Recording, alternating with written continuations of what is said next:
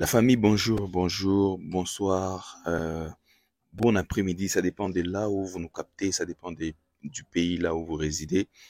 En fait, je viens refaire cette vidéo parce que hier, j'ai fait une vidéo et j'ai mis directement en ligne, mais il y a des gens qui n'ont pas compris. Il y a tellement de gens qui n'ont pas compris. Du fait que je parlais un tout petit peu de tout au même moment, quel sujet il faudra vraiment que je développe un peu plus pour essayer de vous parler. C'est ce que nous allons parler aujourd'hui. Aujourd'hui, nous allons parler de ces différences que l'artiste Inosbe a pu montrer depuis qu'il a commencé, depuis qu'il est en train de faire ce qu'il est en train de faire, depuis qu'il a commencé sa carrière jusqu'à aujourd'hui. Nous allons montrer les différences et quelques points que nous allons brandir, bien sûr, pour vous montrer de quoi est-ce que nous sommes en train de parler. Mais attendez-vous à la fin, parce qu'à la fin de cette vidéo, je vais vous parler de la grande firme que je vous ai parlé, pour vous parler des LVMH. Enosby, après avoir fait un grand concert en Hollande, que vous avez tous vu en 2000, si je ne me trompe pas, en 2014, en Hollande, dans les stades, dans la salle, c'est une très grande salle, Zigodome, il est revenu au Congo. Encore une fois, Inosby invité par la grande star, artiste, musicien international Jennifer Lopez. C'est toujours des exploits que je suis en train de vous donner. Il a fait son show, il a fait son concert, il est rentré à Kinshasa. Encore une fois, Rick Ross préfère travailler avec lui pour des projets africains. Aujourd'hui, la marque, c'est une très grande maison. Parce que hier, je vous ai parlé, mais je vous ai parlé juste un tout petit peu. Je n'ai pas approfondi. C'est pourquoi vous avez vu que vous êtes en train de dire, j'ai fait quelques erreurs, mais c'était pas des erreurs. Parce que normalement, nous devons éclaircir l'opinion. Maintenant, des LVMH. Parce que vous avez tous demandé, mais j'ai parlé de Fenty, ce n'était pas Fenty. J'ai parlé de Fendi. Peut-être ma prononciation n'a pas bien sonné, que vous avez tous entendu Fenty. Ce n'est pas Fenty. Parce que Fenty, c'est une marque, c'est une marque des soins de beauté et toutes ces histoires-là pour Rihanna. Ça n'a rien à voir avec Fendi. Fendi, la marque Fendi, que vous aimez, que nous aimons, que tout le monde s'habille en Fendi. Je pense un jour tu t'es déjà habillé en Fendi. Et c'est ça, en fait, c'est de la marque, de cette marque que je parlais.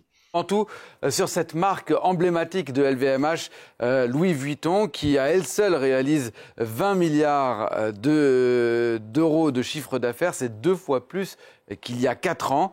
Mais LVMH, ce n'est pas simplement Louis Vuitton, ce sont au total 75 maisons, comme les appelle le groupe, en grande majorité des maisons de luxe. Donc ça va de la mode et maroquinerie avec Louis Vuitton, Christian Dior ou Givenchy. On va toutes les voir sur un graphique également. Et ça passe également par les spiritueux avec Hennessy ou encore les champagnes Moët et Chandon au Ruinart, Dom Pérignon évidemment, en passant par la parfumerie, Guerlain ou encore Sephora, sans oublier l'hôtellerie, les grands magasins et la presse, puisque, on le voit là, c'est aussi Le Parisien et le Journal des Échos. Le LVMH, un empire créé par Bernard Arnault. Bernard Arnault, né en 1949 à Roubaix, diplômé de l'école polytechnique, il a commencé sa carrière en rejoignant l'entreprise BTP de son père avant de se lancer dans cet univers du luxe. En 1984, il revient de 3 ans d'exil, j'allais dire, après l'élection de François Mitterrand aux États-Unis. Et lorsqu'il rentre en France, eh bien, il rachète Christian Dior en misant la quasi-totalité de sa fortune de l'époque sur ce groupe. Il s'illustre d'abord par une politique très agressive, supprime 8000 emplois. La presse le surnomme le loup du Cachemire. Mais le succès, il est là. Et 5 ans plus tard, eh bien, il rachète le groupe LVMH qui vient de naître de la fusion de Louis Vuitton, on en parlait, et de Moët Hennessy. Les acquisitions ensuite s'enchaînent jusqu'au rachat du joaillier américain Tiffany's en 2019 pour 15 milliards de dollars. Alors, malgré quelques déconvenues, dont la plus importante reste l'échec du rachat de Gucci, qui s'est fait choper par un certain François Pinault. Mais entre la prise de contrôle par Bernard Arnault en 1989 de ce groupe LVMH et aujourd'hui, le chiffre d'affaires, il a été multiplié par 32, celui des bénéfices par 46, c'est absolument des chiffres incroyables. La capitalisation, elle, est de 69 fois supérieure. Le groupe vient de dépasser les 400 milliards d'euros de valorisation. Merci beaucoup, Christophe. On n'a pas le temps de dire un mot de Bernard? Oui, rapidement, allez. Oui, parce que quand même la fortune de Bernard Arnault, 400 milliards de valorisation, ça fait qu'il est devenu l'homme le plus riche du monde. 215 milliards de dollars, c'est plus que Bill Gates et Warren Buffett réunis. C'est surtout aussi 2 fois plus qu'avant la crise du Covid-19. À 73 ans, Bernard Arnault n'a aucune intention de raccrocher. Il vient même de repousser la date limite d'exercice des fonctions de directeur général du groupe de 75 à 80 ans, donc il a encore une petite marge.